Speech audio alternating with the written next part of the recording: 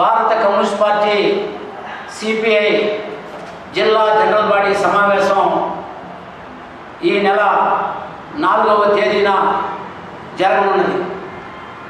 ఈ యొక్క general body యొక్క ముఖ్య ఉద్దేశం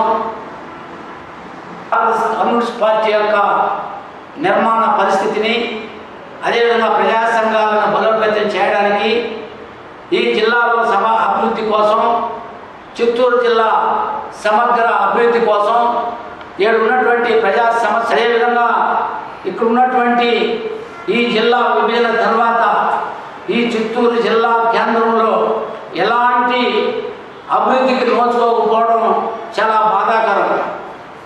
ఇక పక్కన ఉన్నటువంటి తిరుపతి జిల్లా కానీ, అదేవిధంగా అన్నమయ్య జిల్లాలో కానీ అన్ని రకాల కొంత మేరకు అభివృద్ధి చెందింది. కానీ చిత్తూరు జిల్లా 1911లో ఏర్పడినటువంటి ఈ చిత్తూరు జిల్లాలో ఈరోజు కూడా 4 వీధులు తప్ప వేరే ఏమి లేదు. ఇక్కడ టోటల్గా విద్యా వ్యవస్థ కానీ, వైద్య డాక్టర్ సంబంధించిన మెడికల్ కాలేజీలు కానీ, పాలిటెక్నికల్ కాలేజీ కానీ, అదేవిధంగా కేంద్రీయ విద్యాలయాలు కానీ ఎలాంటిది నోచుకోకపోవడంతో ఇక్కడ ఉన్నటువంటి చదువుకున్నటువంటి విద్యార్థులు కానీ ఉపాధి లేక, పరిశ్రమలు లేకుండా చాలా ఇబ్బందులు పడుతున్నారు. దానికోసం ఈరోజు ఈ 4వ తేదీ జరగనున్నటువంటి భారత కమ్యూనిస్ట్ పార్టీ జనరల్ బాడీ సమావేశంలో దీనిపైన చర్చించి భవిష్యత్తులో ఈ జిల్లాలో భారత కమ్యూనిస్ట్ పార్టీని శాఖల్ని అభివృద్ధి చేయడానికి, ప్రజా సంఘాలను అభివృద్ధి చేయడానికి, ప్రజా సమస్యలపైన స్పందించి పోరాటానికి సన్నద్ధం కావడానికి ఈ యొక్క మీటింగ్ జరుగుతూ ఉంది.